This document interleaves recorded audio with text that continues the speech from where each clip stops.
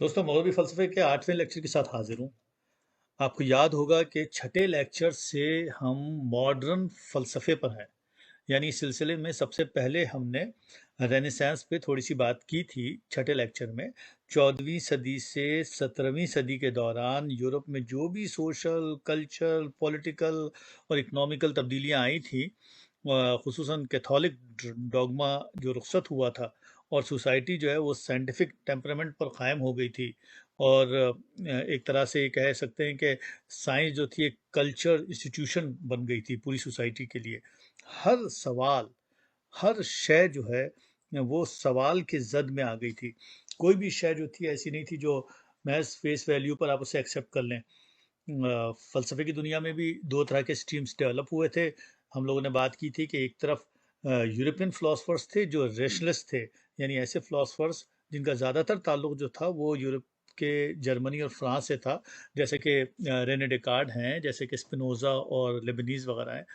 और दूसरी तरफ हमें ब्रिटिश फ़िलासफ़र्स नज़र आए थे, यानी इम्प्रेसिस्ट फ़िलासफ़र्स हमें नज़र आए थे, जिनमें कई एक नाम इम्पॉर्टेंट थे, फ्रांसिस बेकन और Thomas Hobbes, John Locke, David Hume's, George Berkeley. तो इस तरह से हमें दो पूरी स्ट्रीम्स नज़र आई थी। फिर हम लोगों ने ये किया था कि लास्ट टाइम रेने डेकार्ट की जो कार्टेशियन ड्यूअलिज्म थी उस पर बात कर ली थी, कि रेने डेकार्ट का जो प्राइमरी कंसर्न था वो रीजन था। और ज़ाहिर बात है वजह यही थी जो अभी हमने बात की कि साफ सोसाइटी की मिजाज में साइंटिफिक टेम्परामेंट थी। इसलिए जितनी भी अफकार थी, जितनी भी फिक्रें थी, उनकी बुनियादों में एक थॉरो इंटेरोगेशन का सेंस डेवलप हो गया था।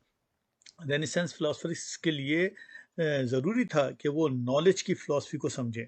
वो परसेप्शन के बजाय थॉट और रीजंस की फाउंडेशन को जानने की कोशिश करें। रेने डेकार्ट के वाले लेक्चर में नहीं, लास्ट टाइम हम लोगों ने इस बात डिस्कस की थी कि उन्होंने कहा, जब वो बॉडी, माइंड और गॉड के कॉन्सेप्ट पर आए थे तो उन्होंने माइंड के हवाले से कहा था कि I think therefore I am, यानी कोजिटो अर्गो सम। तो इसमें उन्होंने एक मेथोडोलॉजिकल स्केप्टिसिज्म का बैकग्राउंड यूज़ किया था। वो कह रहे थे कि मेरी मौजूदगी का वाहिद सबूत मेरा डाउट करना है, मेरा सोचना है, मगर इस सच्चाई तक पहुंचने के लिए मेथोडोलॉजिकल डिडक्टिव थिंकिंग का होना ज़रूरी है। यानी उन्होंने रियाजी को अहमियत दी थी कि इस पूरे प्रोसेस को समझने के लिए हमें रियाजी के जो डिडक्टिव उसूल हैं उनको फॉलो करना पड़ेगा। अच्छा, फिर वो जब माइंड से हमें याद है कि बॉडी पर गए थे कि बॉडी के एग्जिस्टेंस को कैसे साबित करें, कि आया कि बॉडी जो है वो रियल है या अनरियल है। तो उन्होंने कहा था कि उसके लिए हमें ज़रूरी है कि हम खुदा की मौजूदगी को साबित करें। तो जो खुदा की एक जो बेनेवलेंट मौजूदगी है, या ये साबित किया जाए कि खुदा डायमन नहीं है, खुदा कोई आपको एक एरर वाला परसेप्शन नहीं देगा बॉडी की मौजूदगी का। तो उन्होंने फिर खुदा की मौजूदगी को साबित किया, उसके लिए बाज़ाब्ता प्रूफ दिए जो हमने लास्ट वाले लेक्चर में डिस्कस किए थे।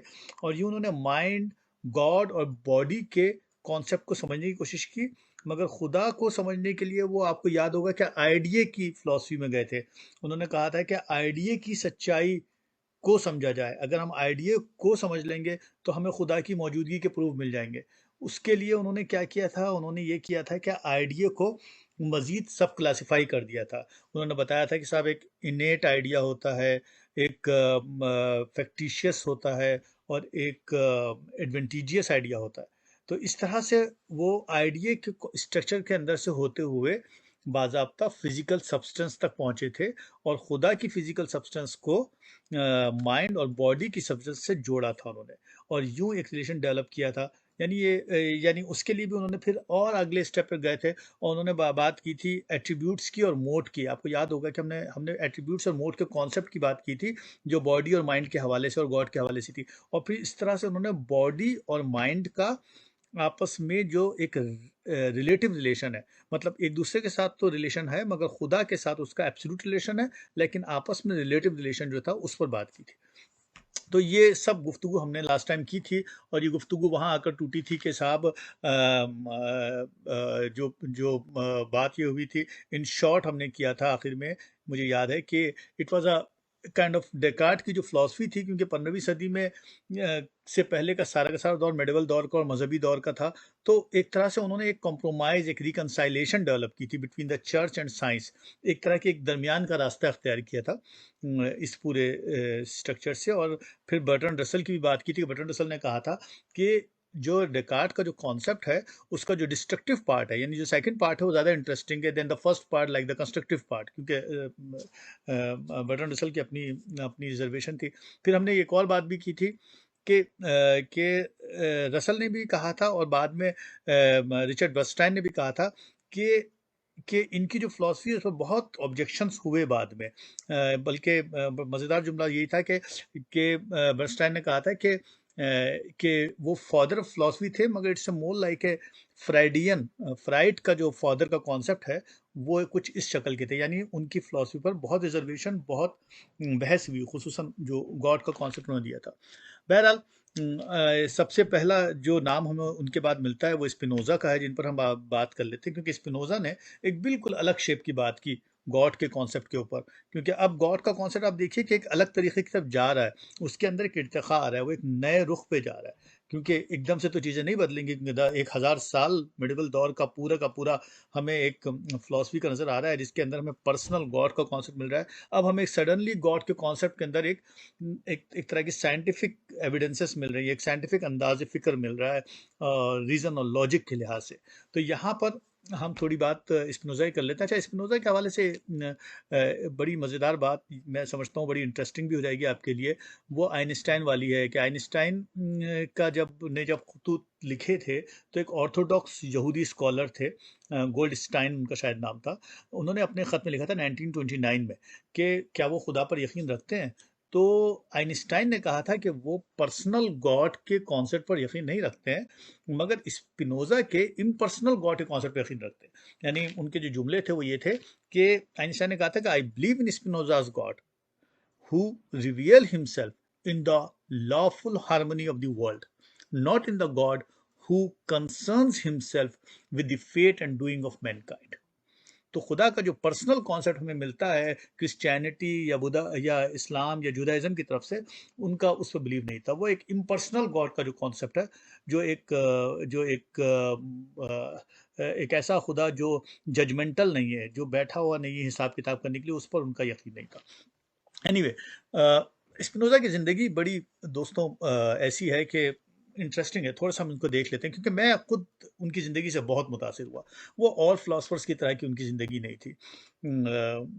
नीदरलैंड में पैदा हुए, नीदरलैंड का जो कैपिटल सिटी एम्स्टर्डम, वहाँ पैदा हुए थे वो 1632 में। छोटी उम्र पाई उन्होंने, 45 साल की उम्र में उनकी डेथ हो गई थी। फैमिली बेइंतहा मजहबी थी, यहूदी फैमिली थी। वालिद का इनके इंपोर्ट का बिजनेस था, और वो चाहते भी ये थे कि स्पिनोज़ा जो है वो कोई ज्यूश राबी राबी जो होते हैं ना, जो मजहबी स्कॉलर होते हैं, वो बने। मगर हुआ ये कि 17 साल की उम्र थी कि उनके वालिद के बिजनेस की वजह से, जो इंपोर्ट का बिजनेस वगैरह जो करते थे, उसकी वजह से उनकी तालीम का सिलसिला टूट गया, और वो प्राइवेट ट्यूशनिंग से पढ़ने लगे। इस दौरान उनके मुताले में कई एक ऐसे फिलोसफर्स आए जिन्होंने उनकी थिंकिंग में रेडिकल चेंज ले आया। उनकी पर्सनैलिटी का मतलब एक बड़ी पर्सनैलिटी उनकी चेंज होती चली गई। वो मजहबी पर्सनैलिटी जो एक ट्रेडिशनल थी, वो नहीं रही। अच्छा, मैं और जो बात कर रहा था कि उनकी अपनी जो पर्सनैलिटी थी, वो भी एक बड़ी मरूब कर देने वाली थी। कि आप अंदाज़ा करें इस बात से कि 27 साल के थे तो उनके वालिद की डेथ हो गई, और उनकी कोई बहन थी जिन्होंने लॉ सूट कर दिया और चाहा कि सारा पैसा वो रख लें। अच्छा, इन्होंने मुकदमा लड़ा बदले में, और कामयाब भी हो गए। कामयाब होने के बाद उन्होंने जायदाद बहन को दे दी। तो it it gives some kind of like impression about the personality, कि क्या आदमी किस शक्ल का है। चूंकि इस इनकी फिलॉसफी जो थी, वो पूरी जो क्रिश्चियन डॉगमा है, या जो आपकी जो जुदाइज़म का जो डॉगमा है, उसके अगेंस्ट थी, उनकी पूरी फिलॉसफी के ख़िलाफ़ थी।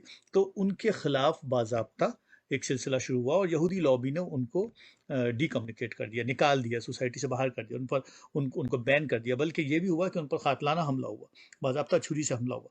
और उसके बाद वो सोसाइटी से अलग होते चले गए। तो बिल्कुल वो रहे वो एम्स्टर्डम में ही, मगर बिल्कुल एक सेंट की तरह, एक बहुत ही सादे आदमी की तरह चुपचाप ज़िंदगी गुजार दी। यानी अपने भाई के हवाले कर दिया बाकी का बिजनेस सब, और एक चुपचाप एक कोने में बैठ गए और सिर्फ अपना लिखने पढ़ने का और फिलॉसफी का काम किया उन्होंने। अगली जो उनके 10-15 साल थे ज़िंदगी के, क्योंकि 45 साल में उनकी डेथ हो गई थी। ज़िंदगी उनकी बिल्कुल ऐसी थी जैसे कि उनकी फ़िक्र थी। यानी हम ये कह सकते हैं कि जैसे बुद्धा की ज़िंदगी थी या जैसे सुकरात की ज़िंदगी थी, बिल्कुल सादा ज़िंदगी गुजारी उन्होंने। और इस दौरान अपना उन्होंने किताब लिखी थी, short treatise on God, man and his well being, उनकी किताब आई थी। जो आखिर के 1-2 साल थे, तो उसके बाद फिर वो एम्स्टर्डम से निकल कर किसी और जगह चले गए थे, और वहाँ पर यानी कोई जगह थी, एक गांव था रजनबर्ग के नाम से, वहाँ चले गए थे, और वहाँ उन्होंने अपनी अहम तरीन किताब दी थिक्स लिखी थी। और फिर रेने डिकार्ट के हवाले से भी, कि Rene Descartes and the principle of philosophy, ये किताब उन्होंने आखिर के 2-3 सालों में लिखी थी। इथिक्स खुसूसन इनकी उनकी बड़ी रिमार्केबल किताब साबित हुई। इथिक्स में उन्होंने असल में नॉलेज का जो थ्योरम था, उसकी जो उसके जो एग्जॉम्स थे और उसकी जो प्रीपोजिशंस थी, जो उसकी फॉर्म थी, उसकी बिल्कुल ज्योमेट्रिकल डेफिनेशंस दी, जो बड़ी साइंटिफिक डेफिनेशंस थी नॉलेज के हवाले से। टेलीस्कोप या माइक्रोस्कोप के अंदर जो लेंस होते हैं, उसमें वो काम वाम करते थे, ग्राइंडिंग में उसकी कोई कोई कोई बड़ी कंपनी थी, उसमें काम करते थे। मगर फिर शायद उन्हें कोई लंग की डिजीज़ हुई उसी ग्राइंडिंग की वजह से, या कुछ एक्सपोजर हुआ होगा मटेरियल का, केमिकल मटेरियल का। एनीवे तो उसकी वजह से फिर 45 ईयर्स में उनकी डेथ हो गई थी। एनीवे स्पिनोज़ा के कॉन्सेप्ट पे बात कर लेते हैं। स्पिनोज़ा का जो खुदा का कॉन्सेप्ट है, वो मेडिवल के, मैंने जैसे कहा ना कि मेडिवल के दौर के कॉन्सेप्ट से जो जो स्कोलेस्टिक कॉन्सेप्ट था गॉड का, उससे कतई मुख्तलिफ है। यानी डेकार्ट का जो कॉन्सेप्ट है ना, जो बॉडी माइंड रिलेशनशिप का जो कॉन्सेप्ट है, उससे कतई मुख्तलिफ है। उन्होंने क्रिश्चियनिटी का जो सेंट्रल डॉक्ट्राइन था, यानी जो एक पर्सनल इमोर्टिलिटी जो है, उसका जो कॉन्सेप्ट है, उसको मुकम्मल तौर पर रिफ्यूज़ किया। उन्होंने खुदा और इंसान के अलग जो सोल का कॉन्सेप्ट है, उससे इनहराफ किया। उन्होंने कहा कि खुदा एक सुप्रीम सोल है। उन्होंने उन्होंने उन्होंने कहा कि सॉरी, ये कॉन्सेप्ट बिल्कुल ठीक नहीं है कि खुदा एक सुप्रीम सोल है जो इंसानों से मुख्तलिफ है, और इंसानों की सोल भी जो है वो आगे जाकर इमोर्टल हो जाती है मरने के बाद, और मरने के बाद जिंदा हो जाती है। तो स्पिनोजा के लिए ये सब बातें लैक ऑफ विजडम की थी। उसने कहा नहीं, ये सब गलत बात है। जन्नत का तस्वुर भी उनके लिए कोई ख़ास तस्वुर, सीरियस तस्वुर नहीं है, मज़े का तस्वुर। इस तरह से सन ऑफ गॉड या मैसेंजर ऑफ गॉड का तस्वुर भी उनके लिए कोई कोई मतलब मुतासिर को नहीं था। उनके नज़दीक ये जो होप और ये जो फियर, यानी ये जो जन्नत और ये जो दोज़ख का जो कॉन्सेप्ट क्रिश्चियनिटी ने दिया था, उसको भी उन्होंने कहा कि ये कोई इससे प्रॉब्लम हो रही है। इन्होंने कहा इस कॉन्सेप्ट से एक अनसर्टेनिटी डेवलप हो रही है। बल्कि इसके मुकाबले में उन्होंने कहा कि हर एक शय जो है, कायनात की हर एक शय जो है, वो फिक्स और सर्टेन है, वो अनसर्टेन नहीं है कि साहब फ्यूचर। उन्होंने कहा कि फ्यूचर जो है वो पास्ट की तरह फिक्स है। हम अपने एक्शन से, हम अपनी अखलाकियात से अपने फ्यूचर को चैलेंज नहीं कर सकते। उन्होंने कहा कि अखलाकियात का मुस्तकबिल से कोई ताल्लुक़ नहीं है। सच तो यह है कि जो जो गॉड का जो एक इटर्नल और जो इन्फिनिट जो एसेंस है, उसको समझने के लिए इंसानों के पास, वो कहते हैं, पहले ही खासी इंटेलेक्ट मौजूद है। और मज़ीद मतलब इस बात को आप आसानी से समझ सकते हैं। ये जो बुराई या ये जो गलत थिंकिंग है, या ये जो इथिकली रॉन्ग होने का मामला जो है, इसका ताल्लुक सरासर, वो कह रहे हैं कि हमारे पैशन से। अगर हमारा पैशन, हमारी हमारा हमारी हमारा पैशन जो है वो डिस्ट्रैक्टेड होगा और obscure होगा, और हम कायनात के तस्वुर को समझने में गलती करेंगे, तो हमारे इंटेलेक्चुअल एरर आ जाएगा, और वो इंटेलेक्चुअल एरर होगा जो हमें अखलाकी तौर पर गलत रास्ते पर लेके चला जाएगा। तो वो एक चूंकि जाहिर बात है कि स्पिनोजा जो है वो रेशनलिस्ट हैं, तो उन्होंने कहा कि अगर हम रीज़न के ज़रिए से अपने एक्शन कंट्रोल करेंगे, तो गलती के इम्कानात कम होंगे। अब सवाल ये पैदा होता है कि ये आप पैशन किसे कह रहे हैं, पैशन क्या चीज़ है? तो स्पिनोजा ने उसकी डेफिनेशन दी है। उन्होंने कहा है कि ह्यूमन माइंड का जो भी एक्शन होता है, वो सर्टेन एक्सटर्नल स्टिमुलाई से आता है। वो सर्टेन एक्सटर्नल स्टिमुलाई हैं जो हमारे अंदर इस पूरे रिएक्शन को डेवलप करते हैं, या आउटसाइड वर्ल्ड से आते हैं।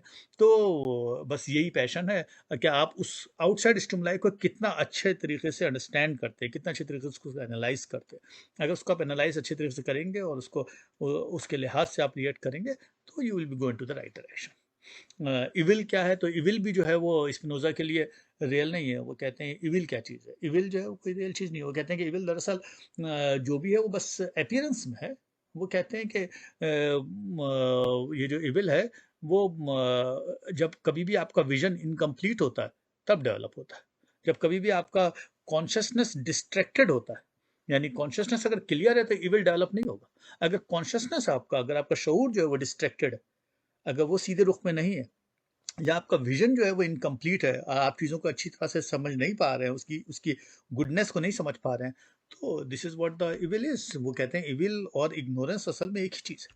बड़ा उनका साइंटिफिक कॉन्सेप्ट है। स्पिनोजा के लिए ह्यूमन लाइफ का मतलब क्या, वो कह रहे हैं ह्यूमन ह्यूमन लाइफ असल में, ह्यूमन लाइफ का जो असल मकसद है, जो अजीम तरीन गोल है, वो खुदा को जानने का अमल है। यही सबसे आला तरीन अखलाकियात है, वो कहते हैं। मगर कहते हैं कि खुदा को जानने के लिए ज़रूरी है, बहुत ज़रूरी है कि आपकी आला तरीन अखलाकियात हों, आपकी अच्छी तरीन अखलाकियात हो, तभी आप खुदा को जान सकते हैं। इसके बजाय अगर आपके पास यानी वो अखलाकियात नहीं है तो आप खुदा को की फ़िक्र तक पहुँच ही नहीं सकते, आप उसके करीब भी नहीं जा सकते। क्योंकि वो कह रहे हैं कि खुदा असल में कुछ और नहीं है, खुदा एक नेचर है जो चारों तरफ मौजूद है। और ये नेचर जो चारों तरफ फैली हुई है, उसी नेचर में हम भी शामिल हैं। क्योंकि खुदा हर तरफ मौजूद है, खुदा पूरी कायनात है, खुदा कायनात से मतलब खुदा ही खुदा है हर तरफ। तो हम भी जो हैं वो खुदा ही का हिस्सा, हम भी वो नेचर ही है। तो जब जब उसका हिस्सा है तो फिर हम ऑटोमेटिक उसके अंदर ही शामिल हैं, उसी की मॉडिफिकेशन उसी का ही पार्ट है।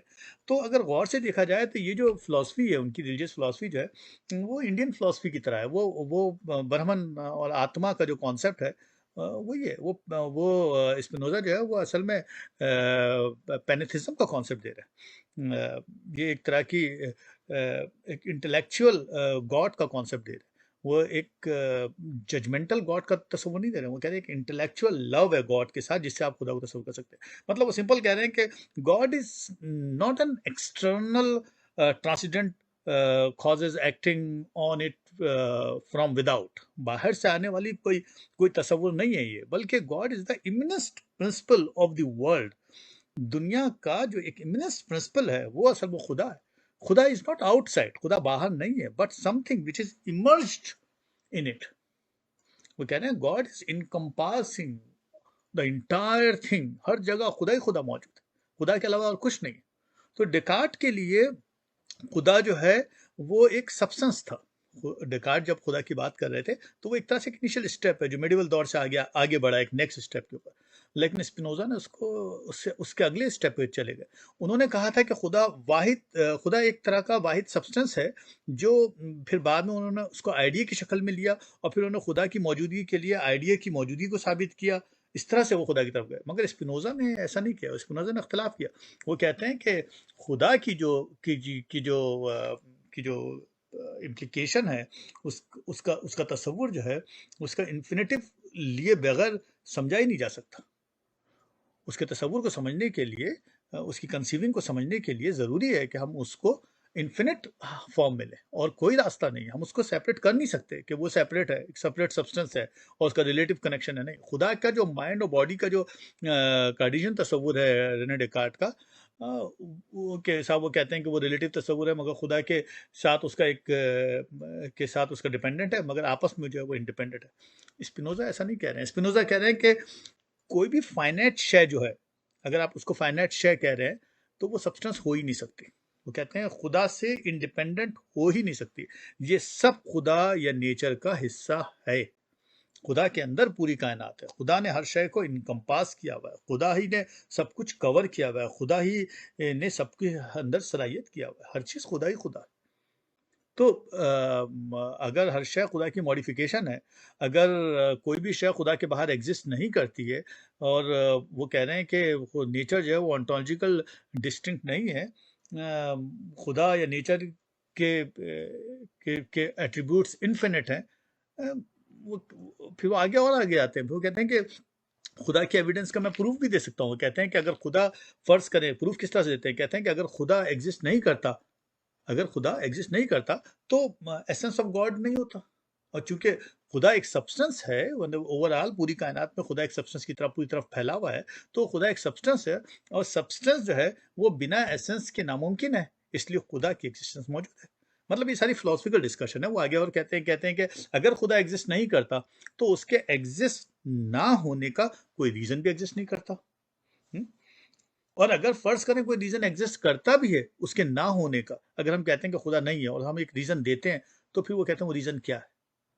अब यकीनन वो रीजन भी खुदा का ही, उससे उसका ताल्लुक है, खुदा की गॉड की नेचर से, या खुदा या गॉड की नेचर से ही उसका ताल्लुक है।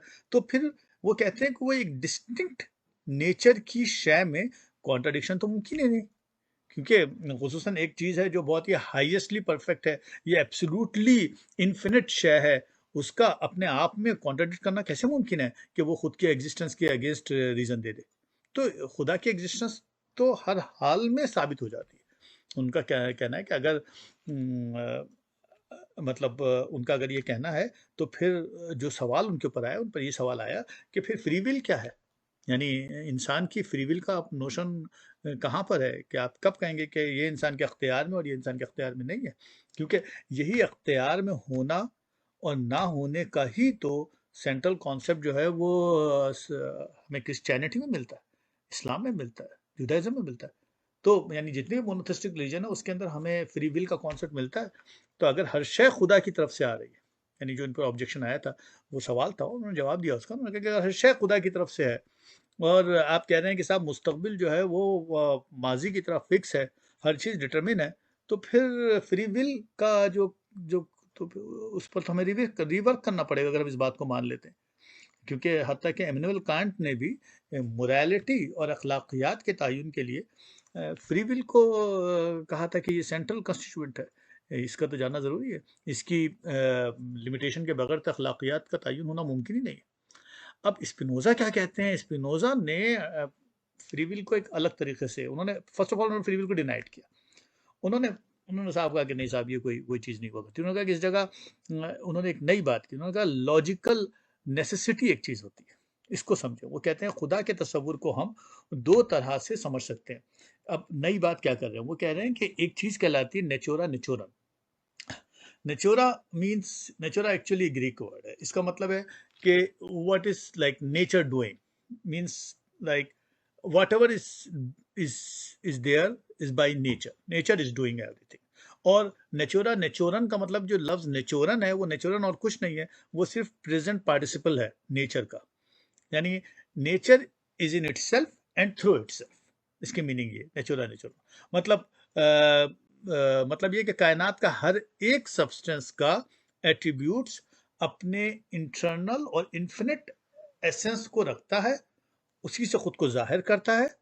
और यही गॉड का भी कभी एक एसेंस है, उसका सब्सटेंस है, और वो उससे खुद को जाहिर करता है। The attributes of substance expressed as an eternal and infinite essence, that is God who is in the free cause. फिर आगे जाकर कहते हैं कि एक और कॉन्सेप्ट जो दिया, वो कहते हैं नेचुरा नेचुराटा के बारे में। अब ये नेचुराटा क्या है, नेचुराटा असल में नेचुरा का पास पार्टिसिपल है। हम्म? इसमें भी वही कहते हैं, वो कहते हैं कि nature naturata is whatever we follow from the necessity of God's nature और फ्रॉम गॉड्स एट्रीब्यूट्स, यानी it is the plurality of the objects, means nature consider as passive product of an infinite casual chain. तो actually both are in one sense identical है, दोनों एक जैसे ही हैं। तो Spinoza के लिए कोई भी चीज जो कि यूनिवर्स में हो रही है is a result of necessary happening. जो भी कुछ हो रहा है वो नेसेसरी है, उसको होना ही होना है, वो fundamental inner necessity of God है। जो कुछ भी है हमारे इर्द गिर्द, जो कुछ भी अंदर हो रहा है, जो कुछ भी बदल रहा है, जो कुछ भी वक्त में तब्दीली आ रही है, that's all God, because this is the necessity of God. Whatever is happened is a part of the eternal, timeless world as God sees it.